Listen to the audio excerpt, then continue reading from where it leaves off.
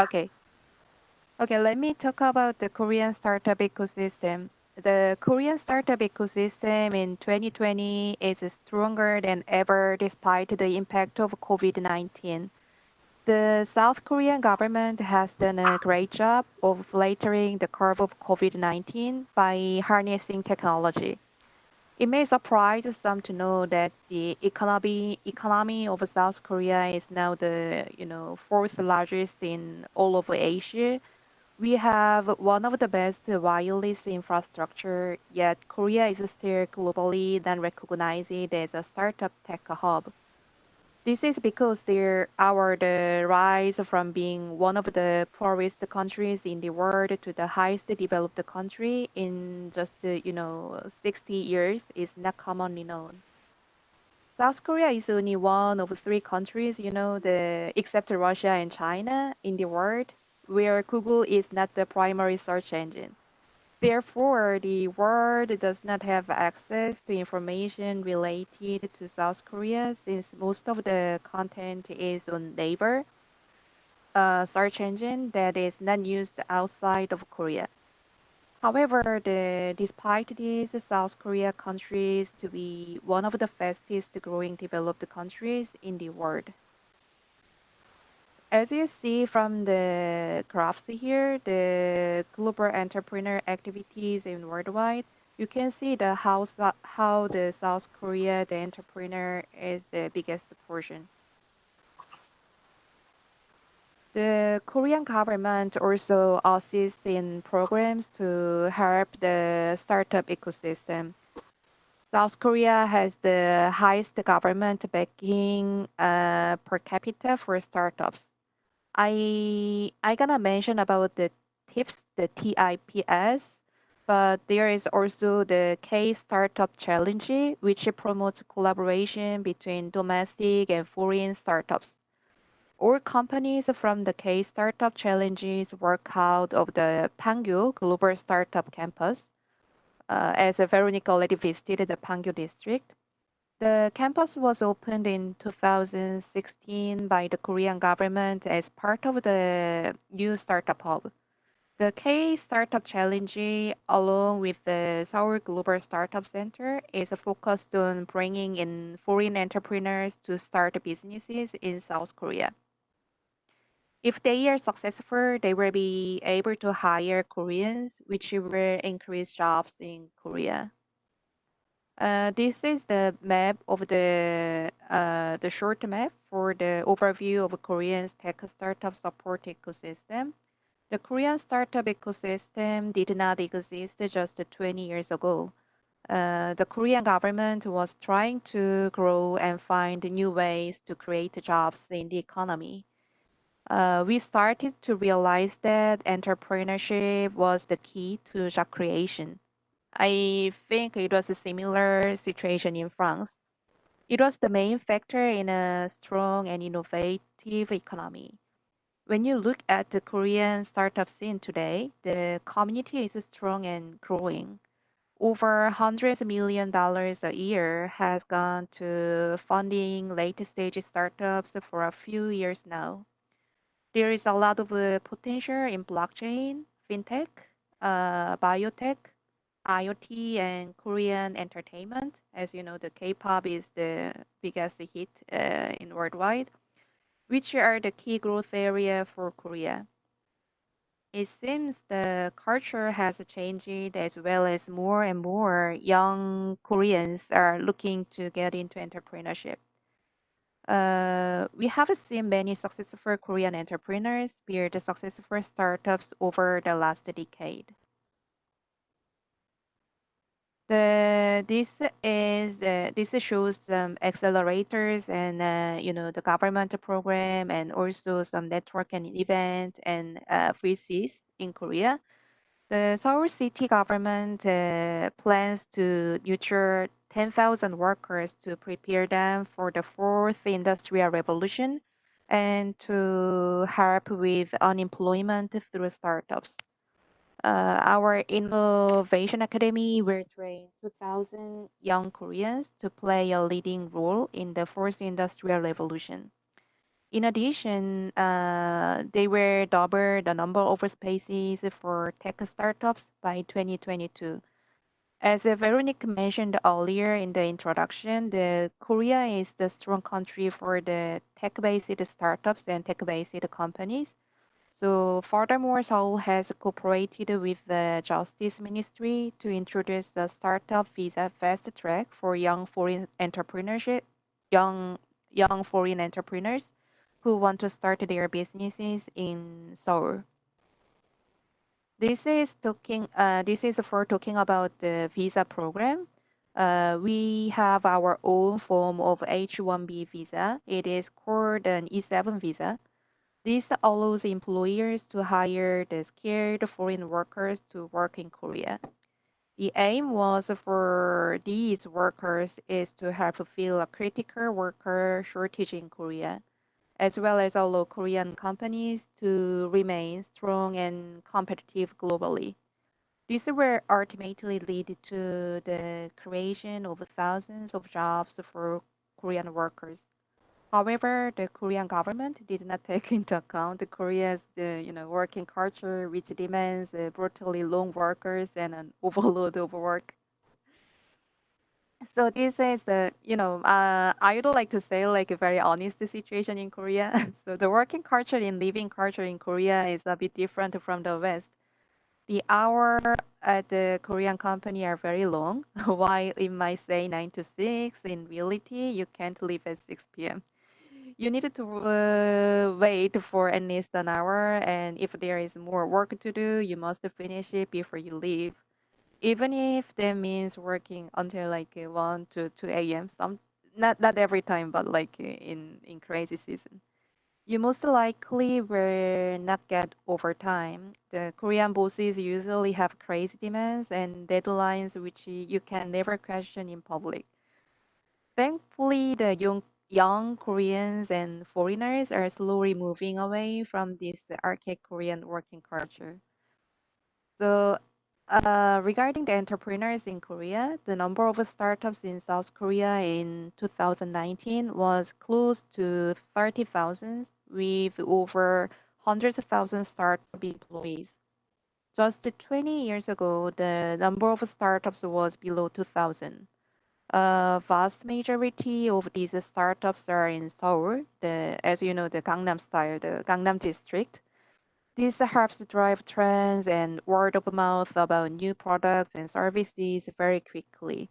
Seoul is essentially a single market city within a conservative culture slowly adapting to entrepreneurship. Thanks to so many startups in Korea, many Koreans now have an alternative to working for a big conglomerate like Samsung, Hyundai, or LG. The older generation is starting to embrace entrepreneurship a lot more than in the past.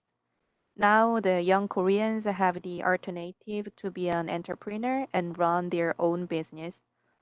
There are many government programs in Korea that help nurture new business ideas. In addition, there has been a rise in startup accelerators and incubators across Korea in many different sectors. So Korean government support for the Korean startup ecosystem. As I mentioned earlier, the Korean government has encouraged more Korean entrepreneurs rather than foreign startup entrepreneurs. For example, the TIPS, the Accelerator Investment Driven Tech Incubator Program for startups in Korea, offers Korean government support to share the risk of business failure, especially for the tech-based companies.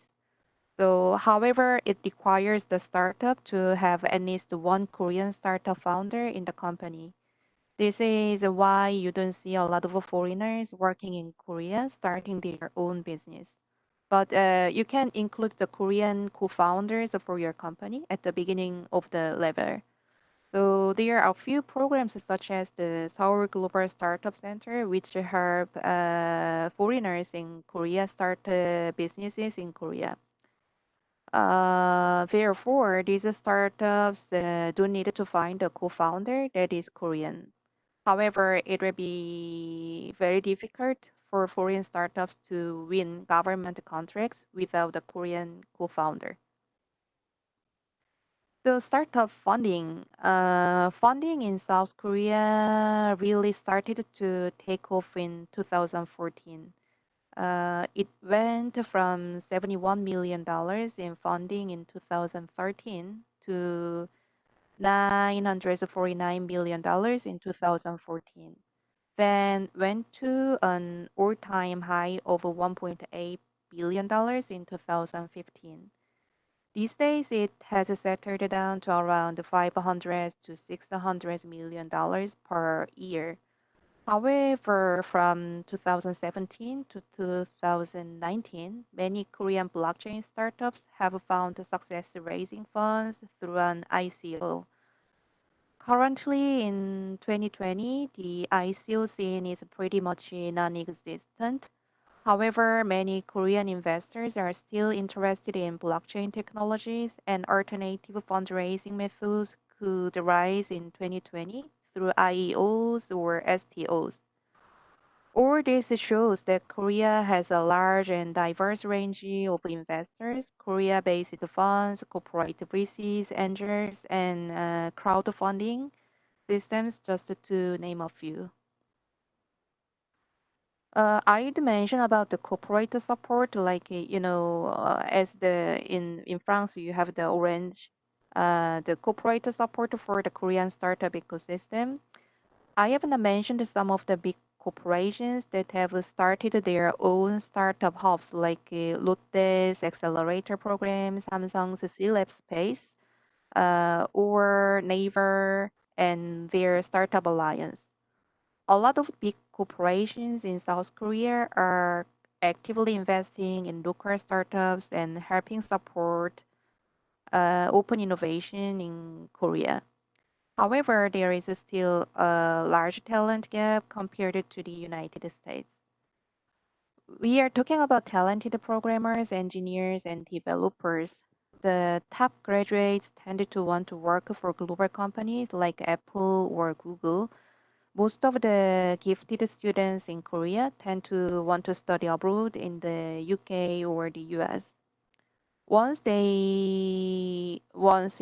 they usually don't come back to Korea. Many corporations in South Korea have started their own accelerator programs to find talent and new innovative ideas. So as I mentioned, the blockchain the industry is quite like exploding. So I would like to mention about the Korean blockchain explosion.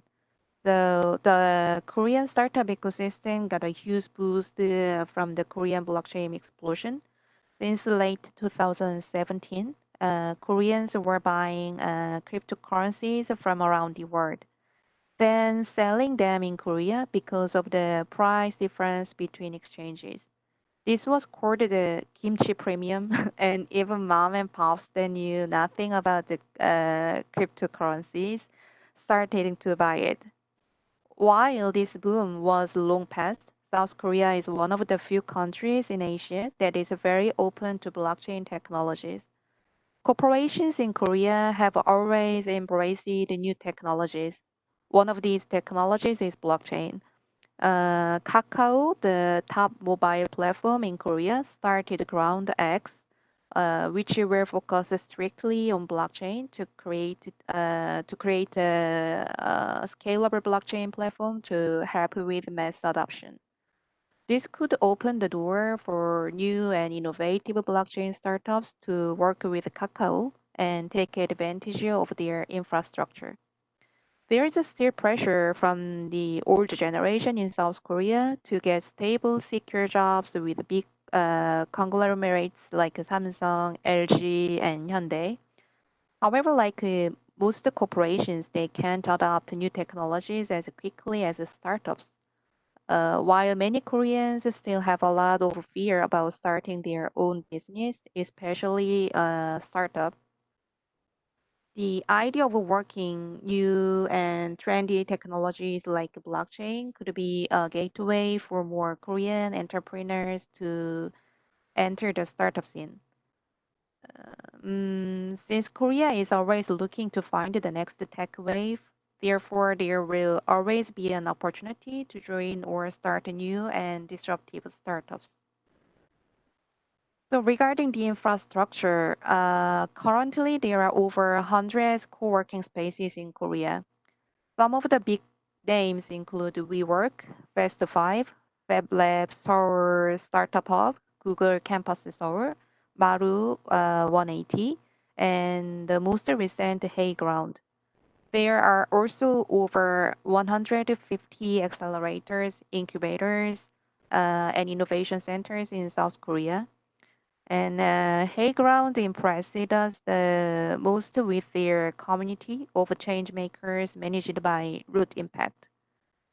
Their facility is great, as well with their high-end design, open concept workstations, as well as a restaurant and bar on the bottom floor.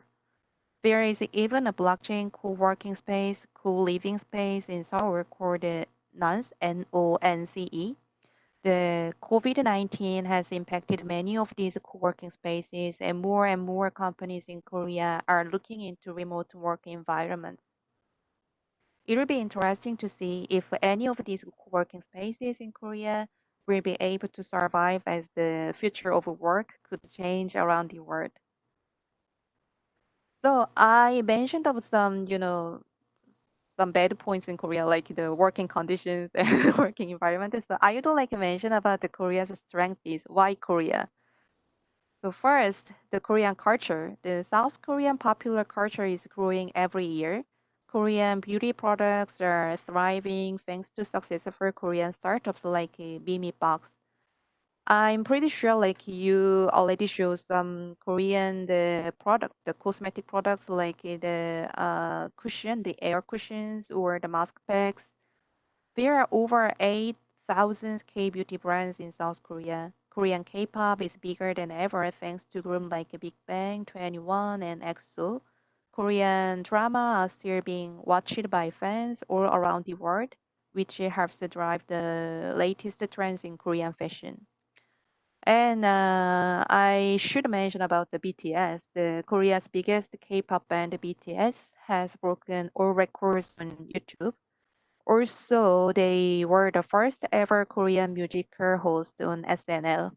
Thanks to the success of BTS, their entertainment company, Big Hit Entertainment, will be doing an IPO, which will bring their market value to an incredible $4 billion.